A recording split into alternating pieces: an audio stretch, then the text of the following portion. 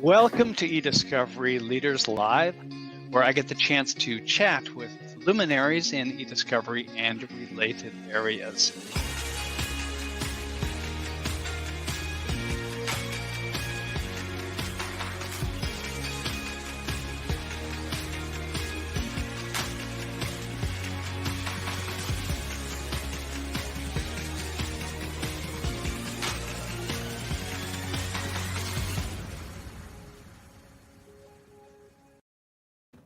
Welcome to eDiscovery Leaders Live, hosted by ACEDS and sponsored by Reveal. I am George Socha, Senior Vice President of Brand Awareness at Reveal. Each Friday morning at 11 a.m. Eastern, I host an episode of eDiscovery Leaders Live where I get the chance to chat with luminaries in eDiscovery and related areas. Past episodes are available on the Reveal website. Go to revealdata.com, select Resources, then select eDiscovery Leaders Live. Our guest this week is Bill Hamilton. Bill is a senior legal skills professor and the executive director of the eDiscovery Project at the Frederick G. Levin College of Law at the University of Florida. Prior to joining the faculty at the University of Florida Law School, Bill served as an electronic discovery partner for his national law firm. Bill's a veteran commercial litigator who's taught electronic discovery at UF Law for the past 2 decades. He also teaches complex litigation and advanced civil procedure. Bill's an author of the LexisNexis Practice Guide on Florida eDiscovery and Evidence, and a student electronic discovery primer and essential companion for civil procedure courses. He's also general editor of the LexisNexis Practice Guide on Florida contract litigation. Bill is a longtime member of EDRM. He's worked with us at EDRM for a long time, many years, and one of the founders of ACEDS.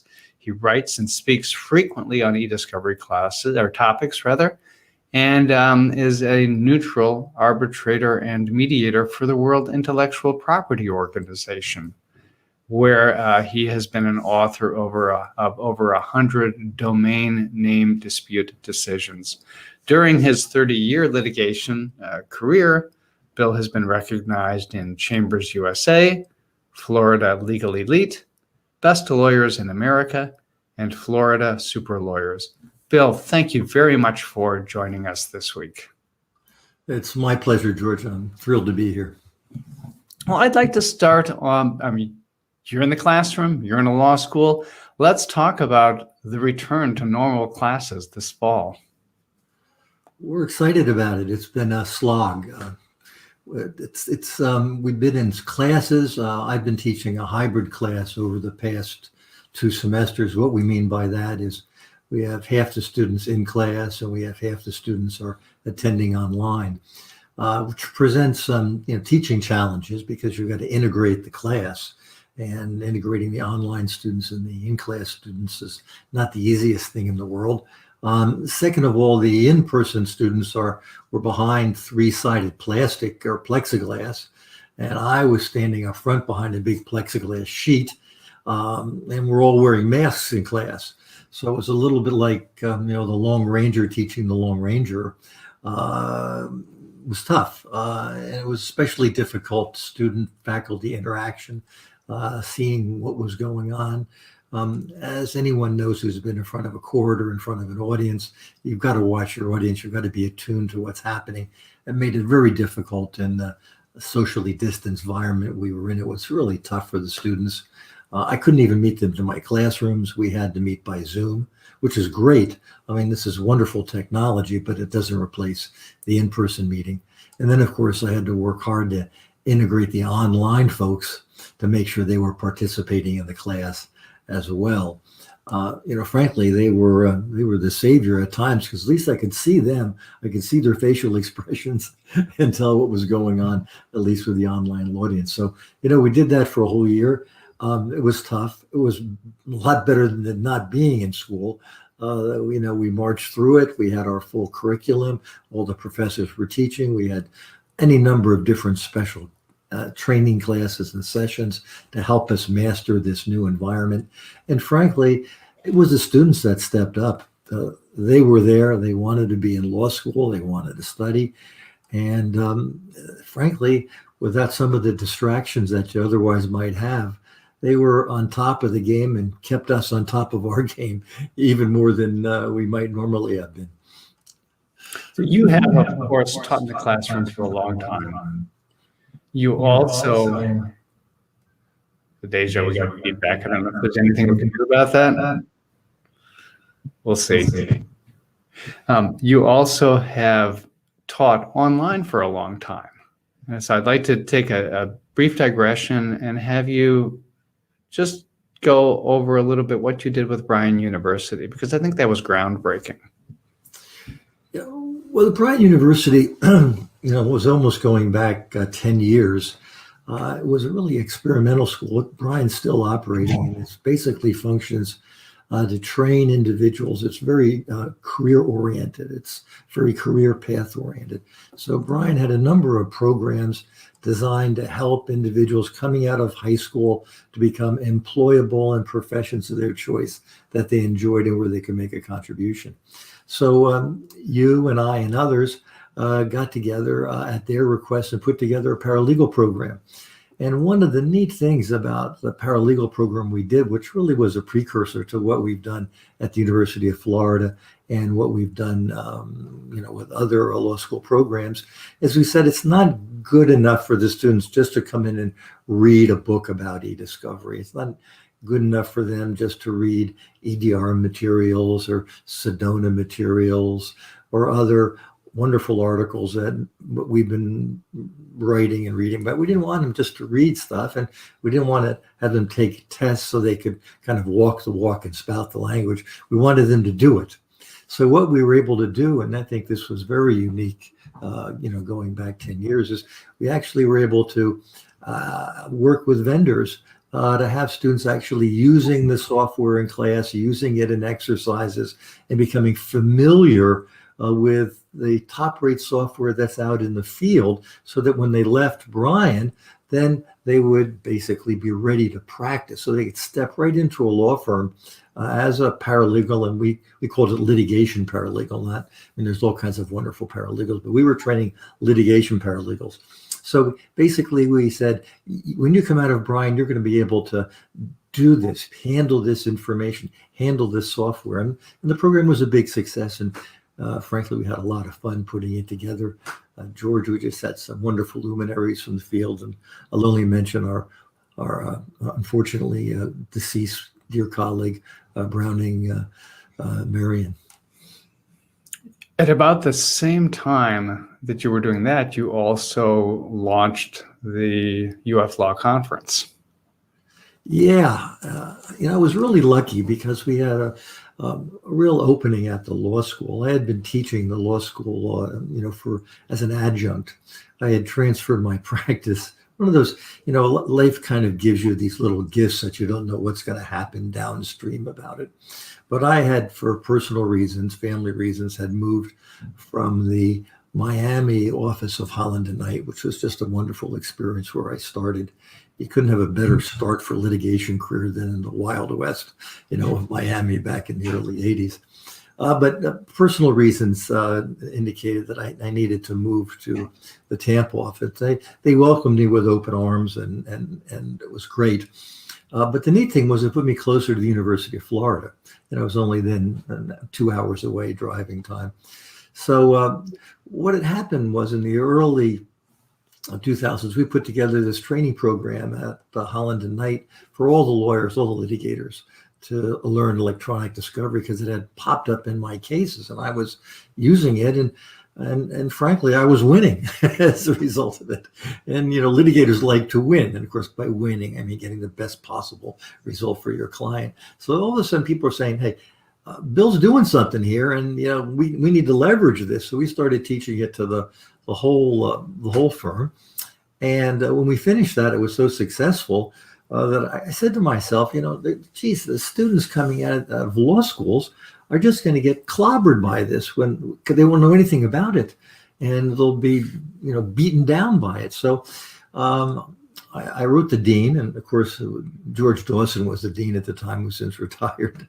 George thought I was crazy, I think, but fortunately, he talked to some other alums at University of Florida that knew me. And they said, yeah, Hamilton's not crazy. You got to be doing this. So we started teaching electronic discovery.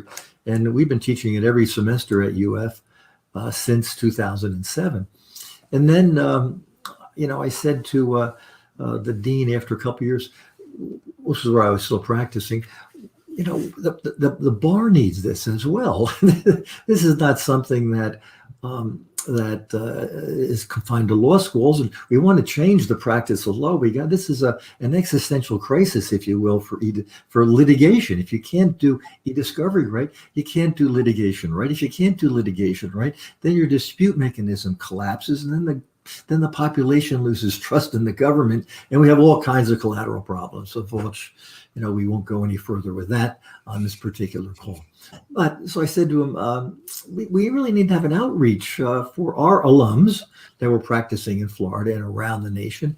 We call it Gator Nation, as well as others.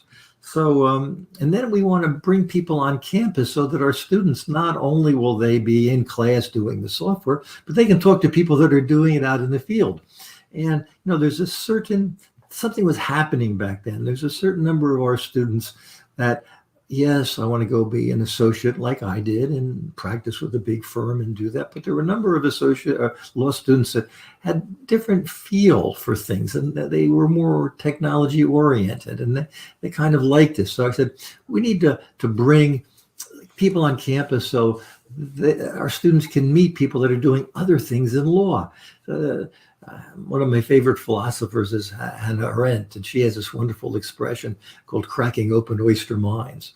So, what we want to do is crack open oyster minds of our students so they don't see tunnel vision, that there's only one way to go to law school and to come out of law school. There's all kinds of different ways.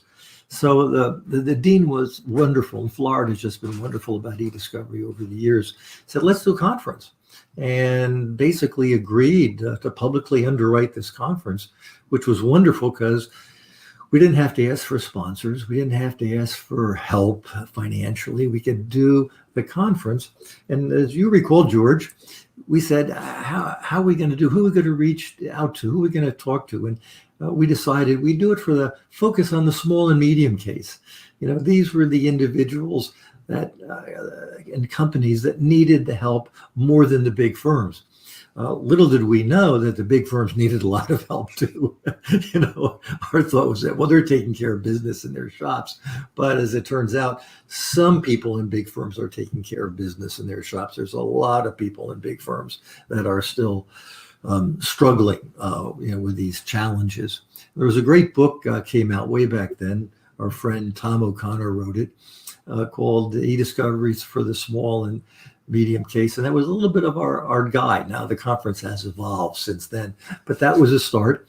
And we did something really special that had never been done on the University of Florida campus. And I don't think it had been done on any other e-discovery campuses. Is what we did was we made it available online.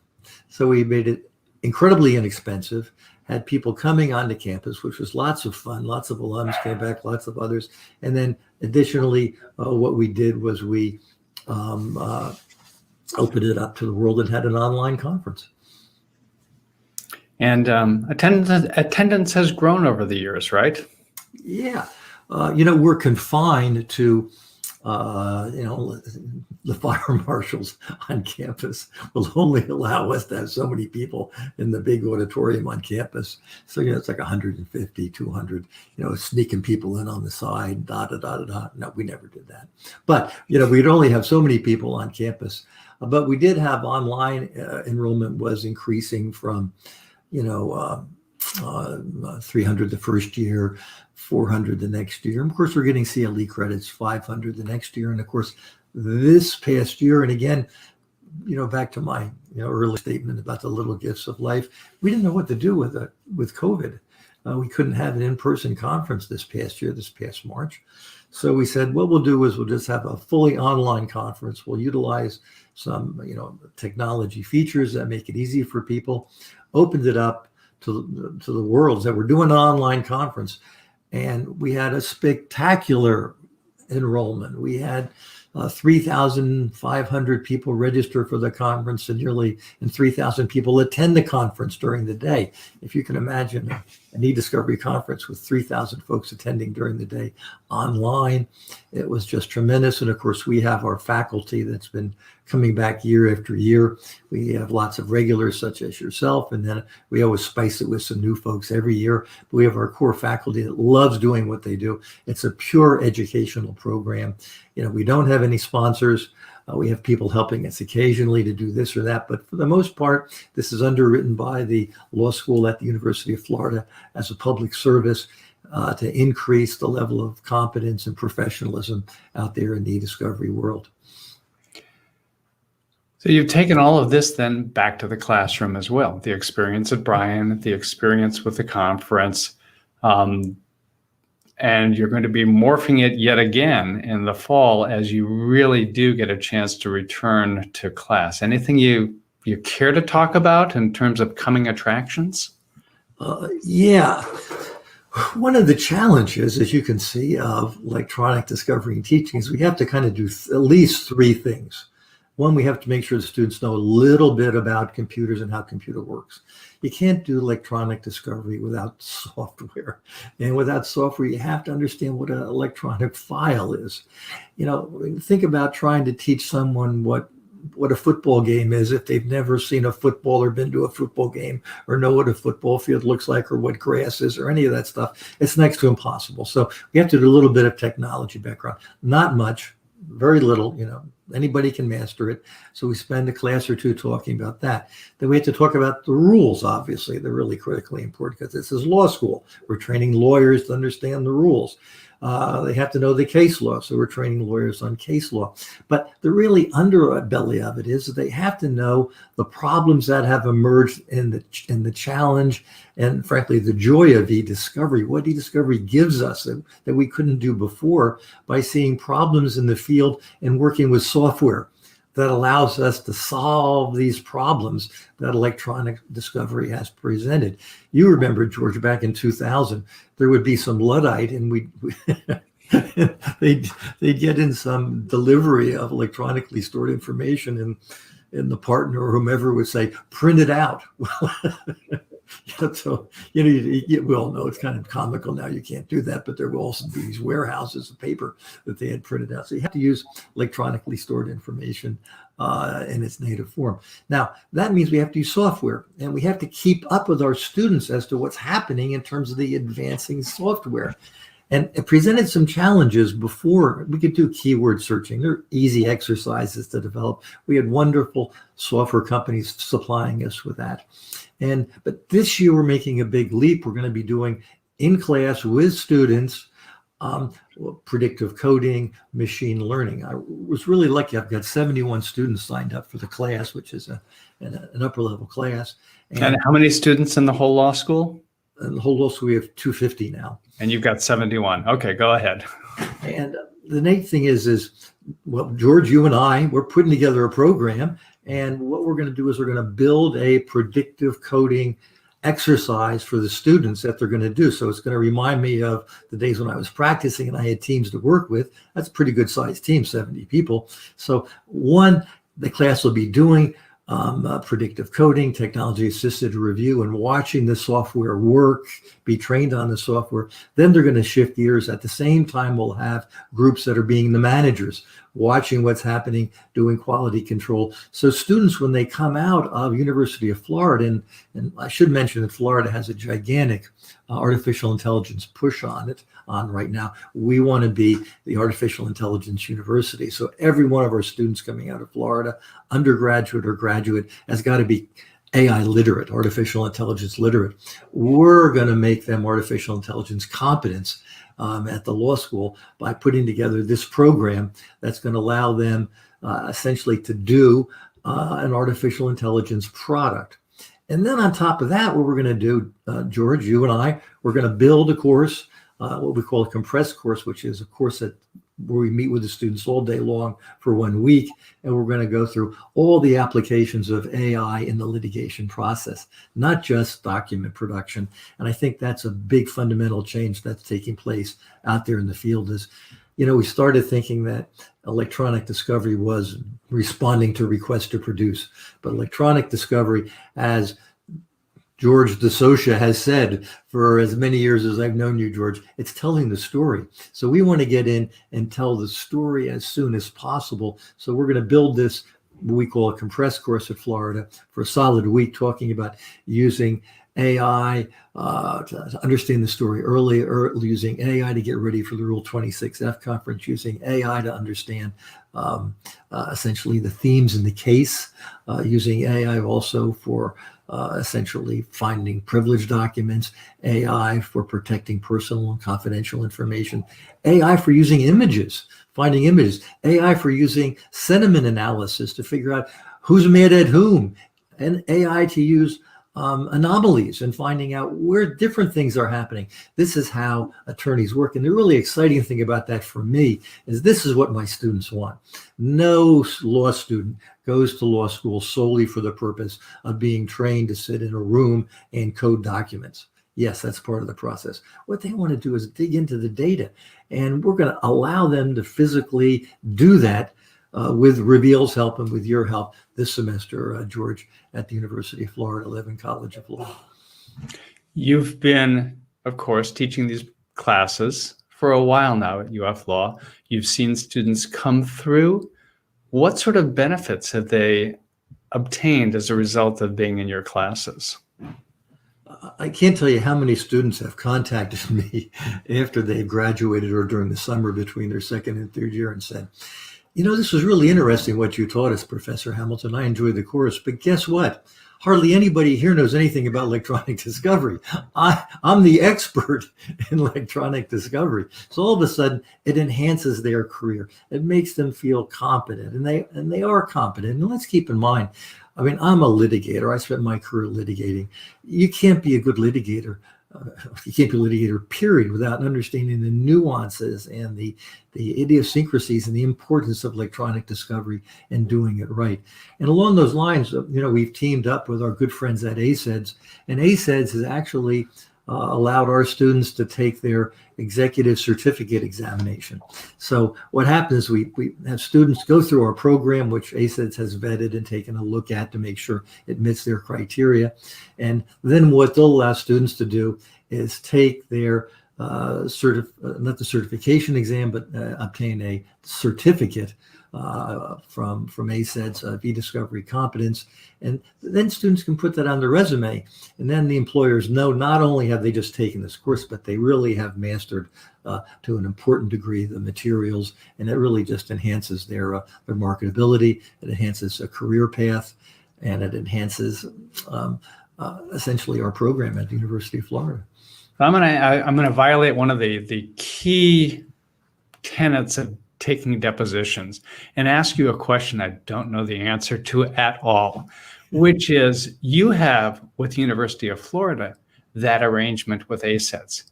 Does any other school, any other law school, have a comparable arrangement so that the students from e-discovery classes in those schools also can obtain this certificate this way? No, this is a trial balloon that we've flown with ACEDS. Mike Quartararo and I came up with the idea when they developed the ACEDS executive certificate. I said to Mike, this is great for our program. Let's deploy this for our students.